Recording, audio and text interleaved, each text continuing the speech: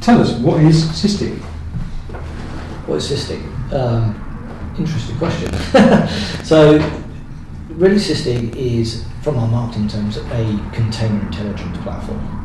But what's that really meaning? The reality is there's three components. Okay, so we have a monitoring solution, and we have a security solution, and across the top of both of these we have the ability within all of those environments to provide troubleshooting, and all of that makes up the Sysdig platform. Okay, and Sysdig effectively sits around three key things: the ability to observe, the ability to then act on that, and to analyse what happens afterwards. So if you look at everything in terms of how everything fits together, your observation of what happens at your platform level, what happens at your service level is really key to understand all these different things, even from a security perspective. So all of that observation, the assurance, understanding what talks to what, how it all fits together, and we can provide all of that granular information, as well as very specific metrics around everything that's going on.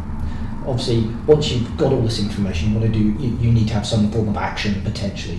If there's some form of security breach against policy, you want to have an action in some respect. Or if you've got a high CPU load on a certain element, you obviously want to be able to take actions around that. And we obviously help people do all of that within the platform.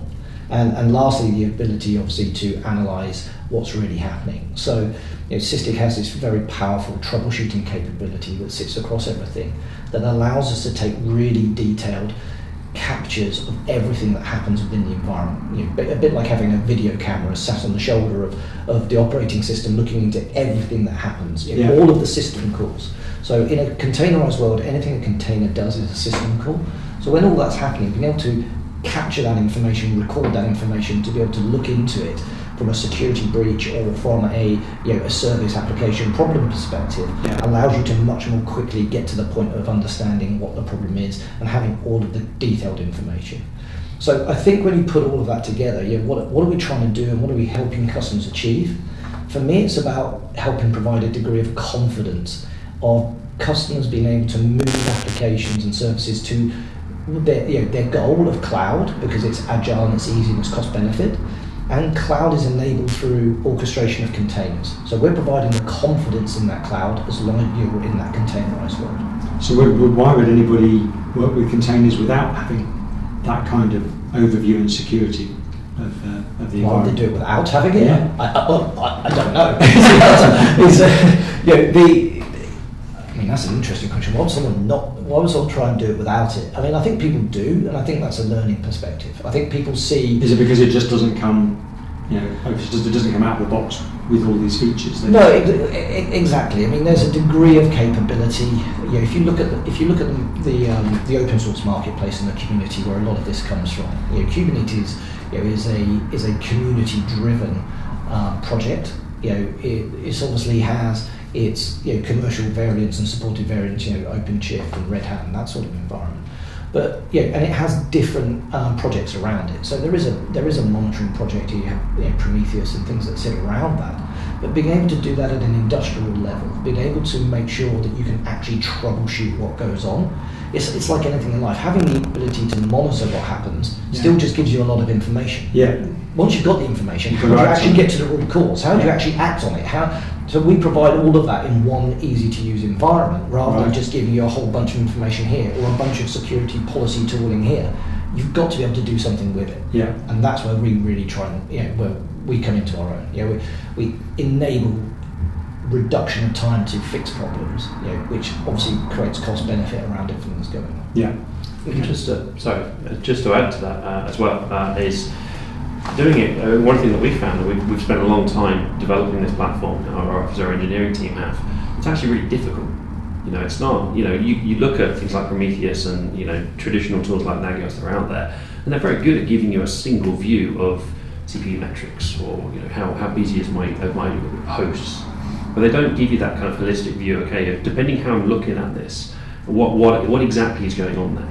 And that's really what we focused on, is actually trying to simplify that to the consumer, but making it robust, and as Ed was saying, kind of industrializing that as a platform so that you can rely on it. A lot of the open source tooling out there, a lot of people have put a lot of work into trying to make them kind of industrial strength and making them HA and federating them out across lots of locations, and it is a really difficult challenge.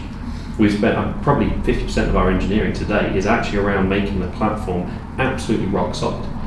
And the other half is obviously making sure that those metrics make sense. Yeah. I think what's really interesting, open source, for us is at the heart of what we do.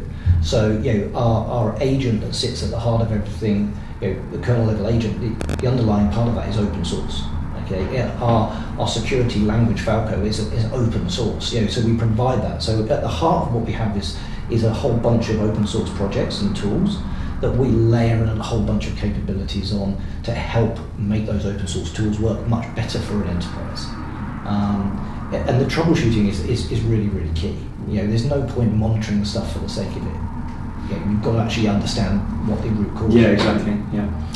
I think to add to that, you have to look at the evolution of our customer as well. So, they're devs, they're DevOps. So this world sprung up, orchestration, containers. So they started to develop applications for this technology. It's going really, really well. Now we have to get these applications into production, into runtime. So, now we need to secure those. So now they're not DevOps, they're DevSecOps.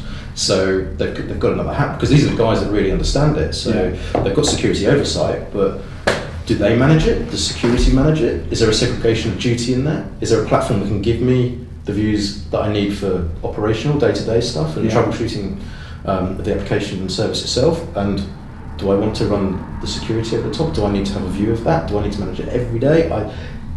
It's different for different companies. I think what's really powerful about Sysdig is, as Ed mentioned and Chris mentioned, the flexibility of the platform to be able to segment those duties how you wish. So you can consume Sysdig how you wish and how you're set up as a business process. And for me, that makes a lot of sense. I think it does for our customers as well.